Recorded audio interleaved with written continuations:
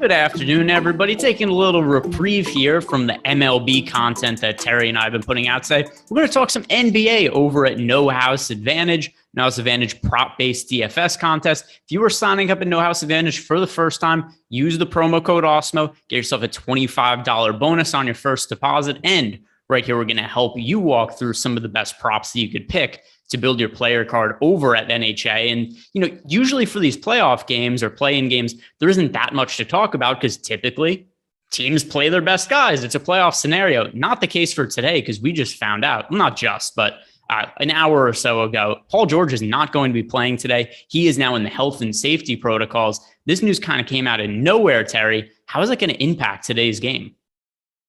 I have a feeling that's going to lead to the Clippers not advancing, for one thing.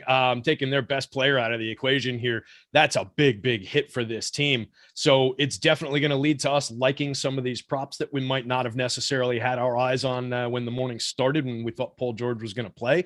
But yeah, overall, most impactful. I think that's just going to lead to a Clippers loss here and not getting them into the playoffs. So it's going to be very interesting there, but it definitely thrusts, a guy like Reggie Jackson to the top of the board in terms of some of these overs, gives Zubac a nice little kick in terms of some of these overs. So definitely a couple that we can attack just based on that news alone in terms of what's at the top of the board here for us on No House. There's definitely some nice opportunities around this Clippers team now. Yeah, and let's start also by telling people that this doesn't mean you go out and you play unders on Paul George in your prop card because those will get you 0 points. That's it's the same as playing somebody in DFS that doesn't play. It gets you 0 fantasy points. So the way that No House Advantage works, you build your prop cards out, you label it with a confidence interval, and whatever you label as the highest number, you get that amount of points if the prop hits. And now we're going to really want to load up on some of these Clipper props, just not Paul George. And then something else I should point out here is you can only pick one prop from each player. So a lot of Reggie Jackson props look good. You can't take the overs on every single Reggie Jackson prop. And then also, these numbers stay the same. So whatever they were set at yesterday for the contest, it's still the same today. It's not like the numbers move along. So this is why there's so much value on the Clippers on NHA today, because we've got players like Reggie Jackson, you mentioned Zubac there, who are now going to be in a spot where they're going to see increased run, increased usage, increased ball handling duties, all of that. So this is the team we're going to want to build our cards around. We want to load up on the Clippers, and this is why I'm starting with them. And Reggie Jackson is the one who projects the best for us in some of our NHA projections over at Awesemo.com. Reggie Jackson over on assists, over on points plus rebounds plus assists, over on points plus assists. But since we can only take one of them, Terry, which one are you most confident in? So, just going by Alex's numbers at the top of the board, we've got some that are, very much the same. Like you're saying, the 85% to an 84 and change percent, not really a lot of difference. This is all based on a big uptick in minutes from what Reggie Jackson typically averages. He averaged 31.2 minutes over the entire course of the season. Playoff environment, we've got him projected for a 38.1 minute night tonight. His season-long assist mark in that 31 minutes was 4.8 assists, which puts him right at the line of 4.5 tonight. Giving the fact that we're giving him like 7 extra minutes, potentially 10 extra minutes, he could trip over the sideline and still rack up an additional 2 assists here. So absolutely love the assists one, but I think they're all on the board. Like the points plus assists is going to be there based on a little bit of an uptick in usage. He jumps to 28.8% with no Paul George across the entire course of the season. It's not a massive jump. He was a 27.3% usage player, but there's a little bit more in terms of shots available for him. And he's already averaging a 16.8 real points per game. So with the points plus assists, that's a 21.6. We have a line of 20.5, and we're giving him again 6 to 10 more minutes. He should coast through any one of these. Pick your favorite and go with it. Vary them on different cards if you're putting in multiple entries. But yeah, Reggie is firmly at the top of the board here tonight. Yeah. So for me, let me know if you think this logic follows with you, Terry. I think there's a number of ways Reggie Jackson could have a big game today. He might have to dish out a bunch of assists. He could have to score. but I'm pretty sure he's going to have a big game relative to what our expectations would have been yesterday when these lines are set. Therefore, I like the points plus rebounds plus assists the most, just because it's different avenues. If you just take the over on assists, it's reasonable to think he has a game where it's like, hey, they really needed Reggie Jackson to score. He scores 25 real life points, but only dished out 3 assists because he didn't have any teammates that were capable of creating shots or anything like that for themselves. So I feel like if we go with points plus rebounds plus assists, you're just getting Reggie Jackson as a whole from the production, where I'm not necessarily sure that individually it's going to be the assists or going to be the points, but I'm pretty confident that it's going to be all of them put together. So I think that's what offers the least amount of variance. I think that line of thinking makes sense. We just be more inclined to be like, hey, we have the assists projected slightly higher, therefore that's the best one. No, I do like that line of thinking. That's something that Eitan and I have talked about a bunch of times on these shows, through the course of the season, is sometimes by giving a guy a little bit more to do or more avenues to reach the score that we need, you're gaining a little bit of ground in the probabilities, and it covers outcomes like what you're talking about, where he's going to have to do a lot if they're going to be in contention in this game. So yeah, he could go out there and just have a night where he's focusing on scoring. And to your point, you're covering all avenues with this, so you can get in the aggregate. Is he likely to go out there and rack up a 9 rebound game and get there that way? No, but he does average 3.6 rebounds in that 31.2 minutes a game. So if you give him a few additional minutes, maybe he grabs 5 rebounds, and maybe that additional rebound is what puts you over the top there. So absolutely, the idea of covering it, especially when it comes at essentially the same probability, makes a ton of sense. Any one of those I'm totally fine with. By that same notion, since it is mostly focused around points plus assists, maybe that leads me more to the points plus assists over the assists alone, over the points alone, just based on that same idea. Like, we can get there this way, or we can get there that way, or through, getting both of them. But any one of those top 3 is perfectly fine for me here. I would probably shy away from going down to like the points plus rebounds with as much consistency. It's fine. Like, it seems very likely that he's going to hit that one as well, but you're losing a little bit of probability, and you're giving him something to do in what he doesn't necessarily do well. So we'd be looking for him to mostly get to that one on the points. So I'd just like to give him, the opportunities to do what he does well on the floor. All right, and let's start to talk about some of the other players from the Clippers that also benefit. I know you kind of rattled off the names at the top when you mentioned Ivica Zubac. I can't remember if you had Nick Batum in that mix or not, but he's also somebody who would certainly benefit. Who are the other players from the Clippers that you really want to focus props on? Because, like Marcus Morris looks good, but I think there's going to be better players we could get to from the Clippers relative to these numbers. So what are the other Clippers players that you really do want to build your cards around? Yeah, it really does land. Zubac is right there, looking at a points plus assists of just 11.5 for Zubac. It's a guy that averaged 10.3 real NBA points in 24.4 minutes, and we're giving him a 29.7 minute projection tonight.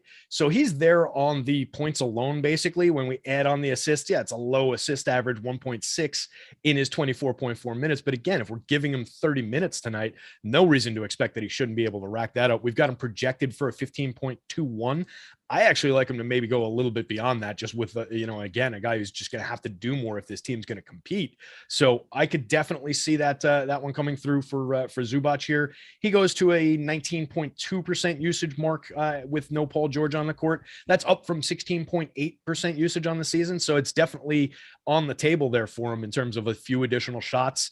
In this scenario, I definitely think he can cruise through those lines. Batum is interesting on the board, but he's already dropping you down into like the mid 70s. And as we're filling these cards out, we get picks from, all 4 teams, and we're going to have other items in the both the overs and the unders that are in the 80s, the 90s. So we maybe don't necessarily need to go down to the Batum one. But if you're looking at that points plus assists for Batum, 9.5 seems perfectly reasonable there. It's, again, just minutes driven, right? A guy who averages 8.3 real life points in 24.8 minutes is going to be playing at least 30 minutes tonight. I could see a clear path for Batum getting much more than that. Should be able to coast through that just by virtue of being on the court. So I have no issues with going to the Batum points plus assists or the PRA. The PRA might actually be interesting there, just giving him, things that he does on the court and giving him plenty of time to do it. He averages a 14.3 PRA in 24.8 minutes, uptick in minutes, 14.5 line. The line is set for his normal production, and that's not what he's going to be giving us tonight. So that one definitely makes sense to me too. Yeah, and there's one thing you said here that I really want to touch on as well, which is there are these players from the Clippers that look really good that we want to load up on, but I think there's a lot of players that just don't have their roles being projected properly in NHA. So as a result, like Chetty Osman has a really significant, or not really significant, but inflated prop number. Same with somebody like a Devontae Graham, guys that we would expect to play less roles in such a high leverage game. So as a result, there's a lot of unders that look really good that aren't going to be impacted by some of these injury news. So that's something else that we're going to have to talk about as we go on. And the other reason why, you know, in the chat right now, we've got Josh Gillum saying Marcus Morris night. Yeah, it could be. I think the Marcus Morris props, if you were to ask me to take a side of them, the overs all look like they're reasonable. They don't look as good as some of the other numbers we have on the board that we're going to be talking about next. And some of them are going to come from the other side of the Clippers game, which is against the New Orleans Pelicans, who they were kind of up against it to make the playoffs. Not that they were significant underdogs, but like 4.5 points or something like that before the Paul George news broke. Now they're slight favorites for today. But there is one guy that really stands out to me, and that's Devontae Graham, just because if you look at the minutes that he played last game, they weren't all that significant. It's now a playoff game or playoff atmosphere, so we have a good idea of what these guys' roles are going to look like. He played 7 minutes last game. I don't see a real reason for that to change today. You know, maybe he plays 10 or something like that. But Devontae Graham isn't all of a sudden going to be a guy. It's like, oh, we need 30 minutes out of Devontae Graham now. And his numbers are still fairly high over on NHA. We've got the points plus rebounds plus assists for Devontae Graham is at 16.5. The points plus assists is 13.5. Terry, when you see that Graham played 7 minutes last game, what does that make you feel about these props that are listed for Graham? It makes me feel pretty confident in these unders. I tell you, when we sort by the unders, you're looking at Graham at the top of the board with hundreds, 99 percenters coming in. Chetty Osman, like you mentioned, right there with him with hundreds and 99s. And this is why I didn't want to go too deep in the way that you brought us into this. I didn't want to go too deep into some of those overs on the Clippers that were in the 75% range because we've got so many good options here to work with. Speaking of the Clippers, Terrence Mann is also on this high end of the unders. He's at an 18.5 PRA. We've got him projected at 10.6. He averaged 28.6 minutes per game for the season. We've got him projected for 16.2. So there's a definite downturn. Same idea, just significantly lower minutes, and the prop is not adjusted for it. So on the Clippers side, Terrence Mann makes a ton of sense there. And then the Devontae Graham one absolutely looks like a smash spot. We've got Graham projected for 10 minutes tonight. He averaged 28.4 minutes for the season. That's where this line comes from at 16.5. In the 28.4 minutes, his PRA was an 18.4 average. So they were shaving it down a little, expecting him to play less than maybe the 28.4, but they didn't go nearly far enough in that. So that one is an absolute smash, unless somebody gets hurt and Graham ends up playing the, a significant portion of this game. That one should absolutely come in. So either the points plus assist or the points, the PRA, either one of those, absolutely fine with. If you wanted to take the points on its own, that one's at 98%. So, I mean, you're not really downgrading your card if you drop down to the points alone. Yeah. So for our projections, just I'll give out the information to people. We have the points plus rebounds plus assists, the under hitting 100% of the time. That's good. Points plus assists hitting 99.98% of the time. And like you said, the points hitting 98.9% of the time.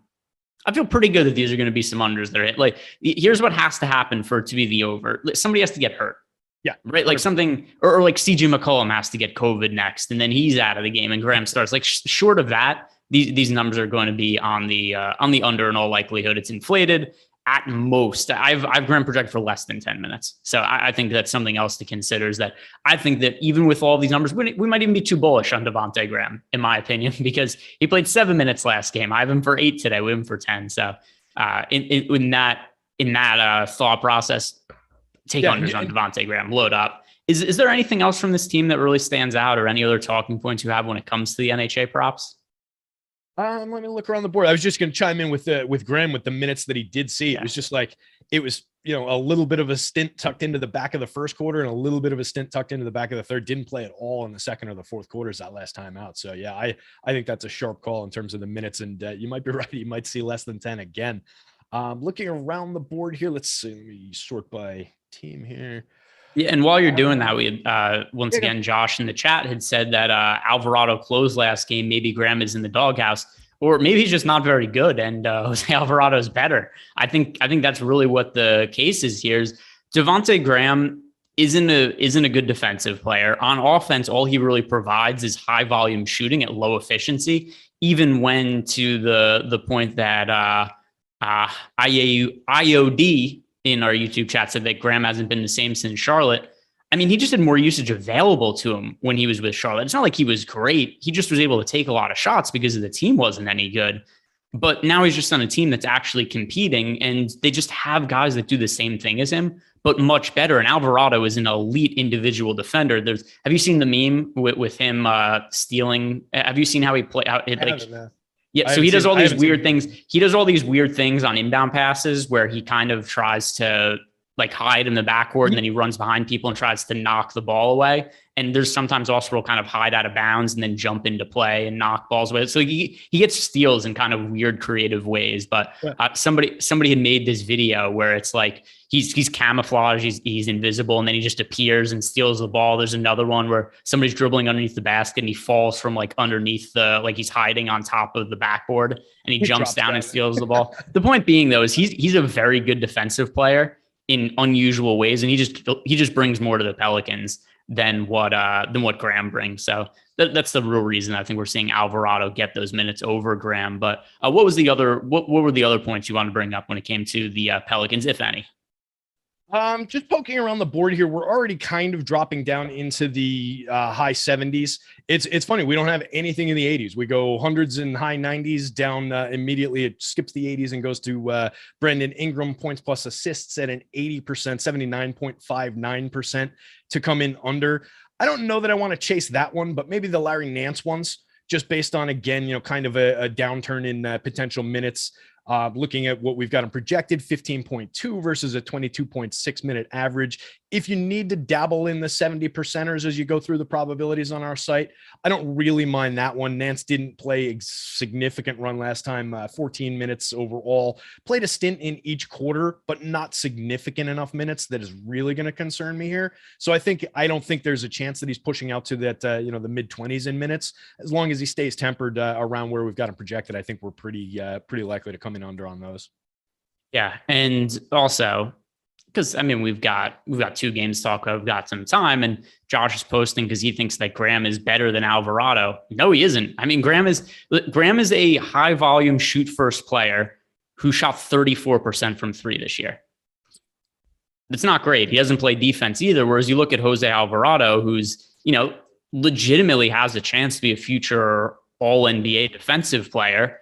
I know that he wasn't a drafted rookie, but so what? That's in the past. That doesn't mean anything for your future. Like, how often will we see players who just kind of stick around because it's like, oh, look, he was a highly regarded draft pick, therefore he's going to keep getting run. It doesn't necessarily always mean anything. And then also as you go towards the end of the season, Alvarado was starting to play more than Graham down the stretch of the season. In the last, 10 games of the season, Alvarado was averaging more minutes per game. So if Graham made more shots and played defense, he'd probably be in the rotation, but that's not been the case. Let's move on to if he was a good player, yeah, in the rotation, right? Yeah, that makes a lot of sense. That really checks out, and it makes sense too, just from the idea that like they know what they've got in him. They can throw him out there if they need that heat check game. And hey, if it's a game where a couple of the shots are going down, maybe he has the heat check game, sees a few additional minutes, but you get more versatility, more utility out of a guy like Alvarado for sure.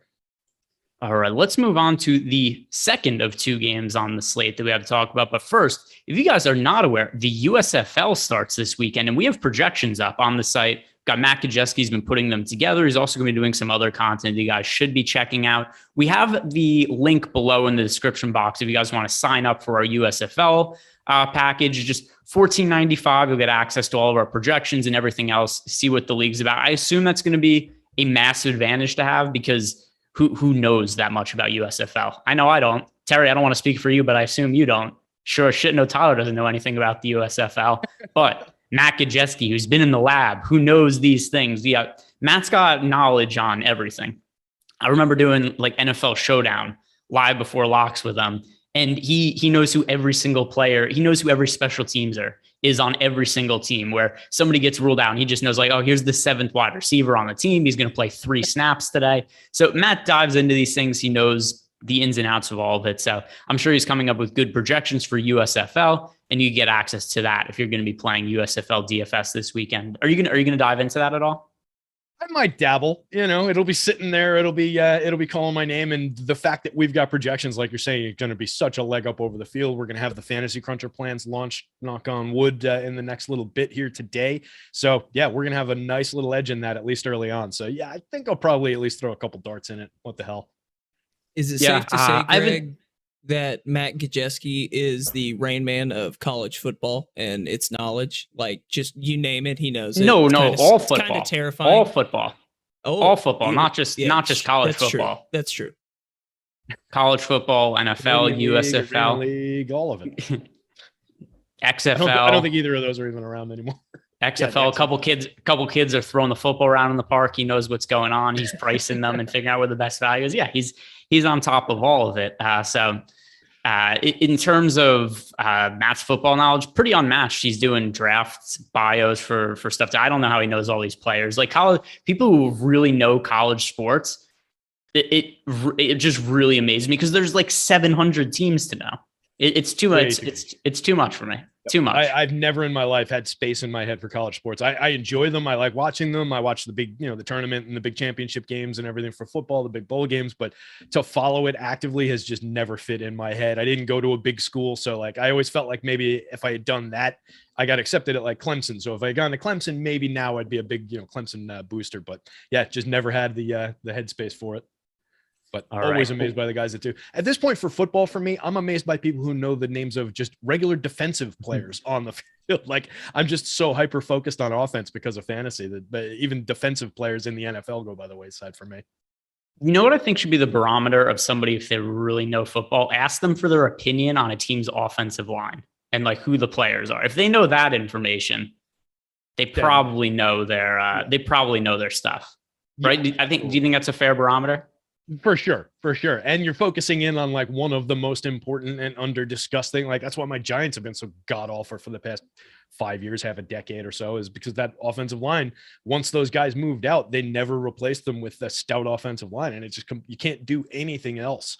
So yeah, that's a focus and definitely something that, is an indicator of whether somebody knows what they're talking about or not. All right, let's hit on the second of two games on the slate. And this one's going to be a little bit less talking point just because we just had, when it came to the Clippers and Pelicans, all of that news on the Clippers with Paul George being out. So from the Hawks, there is a little bit of a news item here because Bogdanovic is questionable to play, got a little bit banged up in the last game. My assumption is that he plays. It's an ankle sprain. I think he's going to go out and try to gut it out and play through it. So I'm not massively concerned. I believe he went through shoot around earlier. The matchup against the Cleveland Cavaliers may be a little more difficult than what it's been in recent games because Jared Allen's back in the mix and he's so valuable for them on the defensive end. But for the Hawks, let's assume for all intents and purposes that Bogdanovic is in. If that's the case, which Hawks props stand out to you, if any? Let's see. Sorting by the under, doesn't look like we've got a ton in the very top. The guy who jumps to mind here is Delon Wright. I'm just looking for where his top one is. Yeah, the PRA on Delon Wright, it's a 11.5 line. We've got him projected at 8.24 with a 93% probability of coming in under. We've got him at a 16.9 minute projection tonight versus his 18.9 minute average for the season. And he's only put up a 9.7 PRA on the average. So shaving a couple of minutes off. If you get Bogdanovic potentially limited, maybe he picks up a couple of those additional minutes, but they do have a lot of different ways they could go with that. So I'm not 100% sure it would go to him in a playoff situation. It probably would. And he does have the scoring acumen. He's got the ability to get there, but just based on what we're seeing right now and based on how the numbers are falling at 93%, that one really, you can't ignore off the top of the card there. So I think that one's a pretty decent play from the unders unless we get news that would change the situation. Looking down the board, though, that's not really a lot of standout Hawk spots that I'm noticing here. Yeah, and then I do think this is the weakest team to target when you look at all the props and the numbers that are available. But one other thing that I'm going to point out too when it comes to these is that if you build a card now, you don't have to change it. You can change it. I mean, it doesn't get locked in. So, because you had said maybe something changes, like let's say Bogdanovic gets ruled out, and then we go, oh my God, now this massively changes the minutes projections for some of these guys. It's not like prop betting where you're locked into that. You could just go in. It's a DFS lineup. You can edit it and change the players around. So don't be too concerned about entering a lineup early and being like, oh no, what do I do if somebody gets ruled in or somebody gets ruled out? we're good. We're covered. You could change your lineup if Bogdanovich was to get ruled out. But is there anything that does stand out to you with potential over you would like from Atlanta if Bogdanovich wasn't to play? They're not the highest probabilities on the board in terms of who's up there right now. I'm trying to look down to see if there's any that would significantly change. Like if you wanted to go to the Danilo Gallinari ones, maybe we see a little bit more run for Danilo. We've got him projected at 29.9 minutes. He averaged 25.3 for the season. So we've got him out ahead of his minutes average for the season. In that last spot, he played right around what we've got him projected for, 29 and change minutes. But that was with Bogdanovich playing. So if you get no Bogdan, there could be a few additional minutes. Maybe you grab the threes. We already like it at 65% with this situation right now. We've got him projected for 1.97. The line is 1.5. Danilo Gallinari, capable 3-point shooter. So I don't mind that one. His PRA one is also on the board, 65%er right now. Looking at it, 18.5. That seems reasonable. For PRA, he had a 17.9 average in 25.3 minutes. Like I said, we're already giving him an additional like 3, 4, 5 minutes. And if Bogdan doesn't play, then maybe he sees a little bit more than that. So I think the PRA is also potentially chasing if you get worth chasing if you get that news. In the current configuration of the game, if you needed an over from this one, it would probably be either the Clint Capella rebounds or the Trae Young assists for me. I would just look to grab one of those individual categories. We've got them both squeaking by on both of those. They're not great. They're in the 71% range, but I think there's enough there. Again, playoff situation, expecting plenty of minutes for these guys and plenty of focus for these guys. I think they get there. So those would be my choices from the top end, but they're not great as compared to some of those 90%ers that we had on the unders with other teams. All right, so let's close this out now by talking about the Cleveland Cavaliers. And there's some unders that look good here. The reason being is that Jared Allen is now expected to play. So Jared Allen, who fractured his finger, had the chance to get surgery, which would have ended his season. He didn't want to do that. So instead, he just let it heal on his own to see what would happen. He's finally ready to play. He has not played since March 6th. So about a month and a half, month and change since Jared Allen was last in the rotation for the Cavs. He's going to start today, in all likelihood, start at center. As a result, some players like a Cedi Osman kind of get pinched from the rotation, plays a much smaller role, but his numbers are still a little bit inflated. So with that in mind, do you like these unders for Cedi? Because they're rated out pretty good. I mean, it's difficult to ignore something that we've got rated at 100% probability of fitting, right? We've got Cedi projected for 7.8 minutes. He averaged 22.1 minutes for the course of the season, and this PRA is set roughly against what he did on the average. 14.9 PRA average for him for the season. The line is 13.5. It's a situation where unless Jared Allen goes out, starts the game, cannot continue for some reason, and Cedi sees a ton of minutes that we're not expecting here. I think even if we're not calling it firmly 100%, say he sees 12 minutes instead of the 8 that we've got him projected for, we're still calling it in the low to mid 90s here. So you'd need a lot of happenstance for these Cedi ones not to hit. I'm fine with going to the PRA, fine with going to the points plus assists. The points alone, any one of them is very strong at a plus 90% rate of hitting. Yeah. And once again, there's reason to it. Why is he projected for less minutes? Why are his numbers so inflated on NHA? Because Jared Allen was out. Now Jared Allen's back. That's less minutes. They're going to be going to Cedi. Is there anything else from the Cavs that stands out? If not, we've covered all the teams. The Rondo one looks like it makes some sense too. It's the same kind of a situation. We've got him projected at 9.7 minutes tonight. Looking at the last game, it does look like he saw 26 minutes. But a lot of that came in. He saw some end of the fourth quarter run here. Saw a decent chunk of the third quarter. So we're definitely cutting Rondo's minutes significantly from what he saw the last time out. But based on where we've got him, coming in around 90% on the 9.5 PRA, we've got him projected at a 6. So if you're seeing the same thing I am for that, I think that one's perfectly safe to chase as well. Yeah. I'd be less confident that just because there is this narrative that exists that Rondo's better in postseason play than regular season play. I don't buy into that. But the fact that the Cavs were willing to give him 26 minutes last game, it makes me feel at the very least that I don't totally agree that this is a 98% chance to hit the under. Because if he plays those same minutes he played last game, which while it isn't likely, there is a chance it happens, he's probably going to hit the over. So there's other ones we've talked about that I feel better about. And I think there's a wide range of outcomes with Rondo's minutes. I don't know exactly what to expect. Could be in the high end, could be on the lower end. So I'd tread a little more carefully with that one. At the very least, would you agree, lower confidence interval play than some of the other ones we've talked about? Yeah, definitely is a little bit fragile based on the minutes that he saw in that last game. So yeah, that would be the concern there if he gets a few additional minutes than what Alex is expecting. What about Kevin Love? It looks like he's in that high 70s range on a few of these low 80s, like the PRA is an 83%er. Do you like him, or is that one that you'd stay away from just on, we've got him projected at 20.9 minutes versus his 22.5 minute average. His average PRA was 23 and it's at 24.5. I kind of like Kevin Love. I don't love going against Kevin Love. I'm not sure about that one. What would you do with that one? It's another one where I understand why the unders are projected fairly likely because, once again, Jared Allen's back in the mix, but we haven't heard anything definitive on is Jared Allen going to be restricted or not, because he hasn't played in a month and a half. What is that going to mean? Is he going to go from not playing in a month and a half to playing 40 minutes in a playoff type atmosphere? Maybe, but I don't know for sure. And because of that variance, I'd prefer to stay away from Kevin Love props.